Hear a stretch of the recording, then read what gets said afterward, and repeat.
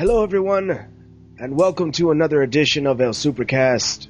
With me today is Brendo Man. How are you doing, sir? I'm doing good. So, a lot of interesting things have happened.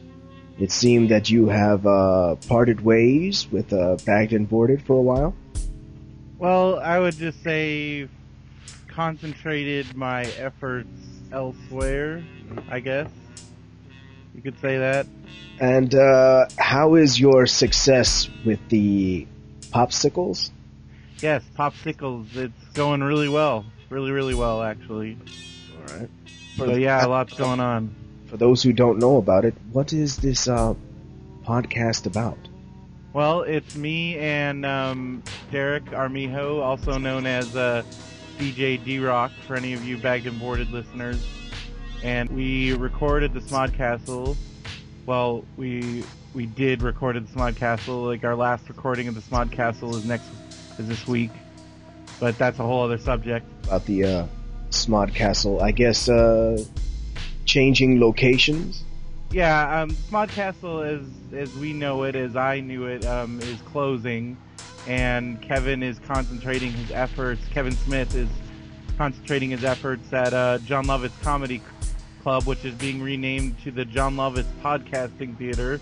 And Smod Castle will live on as the Smod Castle Lounge inside the theater. So what do you think? Is this location bigger than the castle? Oh, yes, much bigger. That's why they've been doing Hollywood Babylon and Jay and Silent Bob Get Old there. They can sell a lot more tickets, and it just makes more business sense to do that. And then they're going to use the Smod Castle Lounge to record the majority of the Sir content, which is the Smodcast internet radio content. And so it's all tying together. Are you guys going to have a popsicle on Sir? As of right now, we have nothing. We have no involvement. And maybe sometime in the future, I'm not one to guess or say. That would be entirely up to Mr. Smith, you know. And we'll see what happens. So Derek and I, we just do our podcast because we spend most of our time discussing movies and pop culture, and we talk a lot about nostalgic things, and so we decided to turn that into a podcast, and people seem to dig it. So we just put up our 15th episode. Well, happy 15. That's a small accomplishment right there. Yeah, and I still am affiliated. I would say we were still loosely affiliated with Bagged and Boarded. I got to participate in the 100th episode of Bagged and Boarded with Matt and Ralph Garman. I came in with my Brendo Man Minute. Mm-hmm. And episode 100. It was pretty interesting the way Ralph kind of worked into everything. It's a pretty nice combination there. Yeah, well, he's a lot bigger geek than I think people would assume. Mm-hmm. And so it kind of, being on Bagged and Boarded gave him a chance to flex those geek muscles. And I think he had a really good time. And I really like Ralph, and I've been a fan of his for years, listening to him on the radio out here. So when he started working with Kevin, that was kind of really cool, because then I got to see him up close, and he's a really cool guy. And I really enjoy Hollywood Babylon, and I'm also excited for the other things that they're going to do on Sir. I think there's going to be a lot of cool stuff that they're going to do. That's a big thing to take on. Yeah, I agree. Live shows. There's a difference between getting yourself into a podcast and then trying to find material to do a live thing every day. Indeed. I agree, but I think if anybody can do it, I think it's those guys. So how do you feel about your Brendo Man Minute? Is it going to be making more appearances on whenever, kind of at random intervals. I'm really busy, and that's not me just lying. I don't live very close to Hollywood, so it's a long drive. So during the week, it just got to be too much during the week to go up there. And then with my job, things have been really amping up at my day job, and so I kind of had to cut back a little bit as far as like podcasts and other stuff. I really like doing popsicles, and that's on the weekend, so it worked better with my schedule. And but and then like when the opportunities present themselves, I still work with Matt. We just we did some stuff at the Anaheim Comic-Con with Wizard. How was it, by the way? It was really great. It was a really fun convention. Matt had a bagged and boarded booth, and I had a booth for popsicles. I made an appearance on the bagged and boarded that he did at Wizard with Judd Winnick as well, was on the show, and he had a really interesting story to tell. And if you're a fan of his comics, that was really cool. So I got comics. What about your webcomic? What's been going on with that? With Brax, well, we just put up number 221 today on Monday. Phil and I have we're working on some fun ideas for the future that we're going to be doing. If you read the current storyline that we just started, you might have an idea of what's in store for Brax. So we're kind of teasing some stuff, and we are also we're still working on our first book. If I had to guess, I would say it would be available by the end of the year, if I had to guess. Nice. Are you guys trying to get a publisher, or are you guys gonna... No, we're just going to do it on our own. Alright. Well, hey, I had some experience with that. And, when you have to do it by yourself, hey, you get the job done. You know what I mean? Well, yeah, and Phil and I have a lot of experience with, like, independent publishing. We have our own record label, so we just kind of take our knowledge and what we've learned doing that and applied it to comics, and as soon as there's just a few little pieces we got to put together, and then we'll have the book available. And we have enough material right now for 2 books.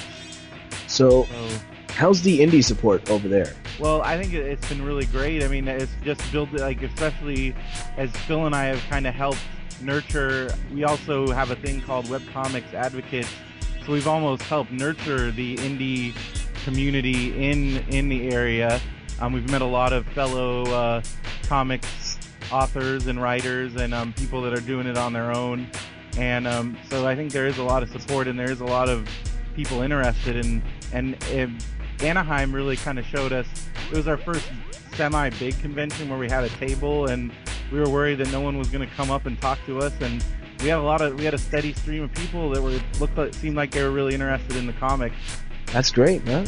So yeah, we passed out a lot of stickers, and there was a definite, looking at our traffic on Saturday, usually we have a big drop off on the weekend because there's no new comics, and we actually didn't have that this weekend, so it seems like people were interested, Well, do you have any advice that you would give to anyone who's trying to make their own webcomic, or perhaps trying to get into the biz, so to speak? Well, I mean, the biggest advice especially is don't go into it with the single motive that I'm going to get rich and famous, because you're going to end up being disappointed more likely than not. Just do it because you want to do it, and do it because you want to have fun. And if you do that, and you just do it, because you're not going to be awesome right away. You're not, sometimes you're not going to have the best ideas, but if you just keep working at it and you keep doing it, and eventually, you get better and you learn things and you meet people. And the real key is to get out there and meet people and make relationships, and you'll find your fan base. And also just stick with it, and especially in webcomics, stick to a schedule, like determine a schedule and stick to it. And that doesn't have to be, I'm going to put out 3, 4, 5 comics a week. No, it could be, I'm going to do it like Phil and I, like we're going to do it twice a week, or we're going to do it once a week. But whatever you choose to do, stick with it, because I think that's the most important part. Oh, yeah. Is sticking with a schedule and showing to your audience that we stick with the schedule. And I feel like that's how, I'm not going to lie and say that, yeah, Brax has this giant audience. Like, we have a pretty small audience, but it's an audience, and it's built over the years. And I think the main reason why it has is because Phil and I have not missed a single deadline. Well, that's great. Because that's one thing that I really hate is when a certain day comes around and you're expecting something new, and then, there's delay because of whatever the friggity frick. And I'm like, oh, come on, man. What about this week? Yeah, because how many times have you been into like a comic or something and it just disappears? Yeah. Oh, yeah. And nobody likes that. And if you do that, you're going to lose your audience. And that's the biggest thing. Yeah, it's a tricky thing when making a webcomic. Yeah. I think it's good advice that you gave to the people. Definitely sticking to a deadline is a must. And I think that's true with anything, with webcomics, podcasts, anything, is just sticking to a schedule and keeping to it, no matter what that schedule is. Mm-hmm. I mean, because, some people can make 5 comics a week, and good for them, but we knew we couldn't, so we chose a lighter schedule, and some people can't podcast every week, so they choose every other week. But whatever you choose, stick with that. And if you can't, if for some reason you miss one, make sure you stay in communication with people. Don't just disappear. And keep a backup, have a couple comics at the ready, or get somebody to get some guest strips, or, have a couple podcasts in the can just for rainy days, things like that. Yeah, I find that, especially when it comes to the dinosaur comics, whenever they have the guest artists, it's still fun. It's still very... Yeah, I mean, it's something, Yeah. And sometimes it's fun to see other people's interpretations of it. Oh yeah, I like how, you get the different image of the dinosaur, and he's like, "Rah!" and all this crazy stuff going on. It's all good. Yeah, definitely. So Brendo, we are almost out of time. Do you have any websites that you want to give props to before we get going? Well, the big one is popsiclespodcast.com. That's POPSICKLES podcast.com. And make sure May 9th, check out Sir, that's Smodcast Internet Radio. That'll be on smodcast.com. And, as always, check out Bagged and Boarded. And I think that's it. For everything else in my world, you can go to brendoman.com. I got everything. All the other links are on there. All right. And with that, we're out of here. Take care, everyone. Goodbye.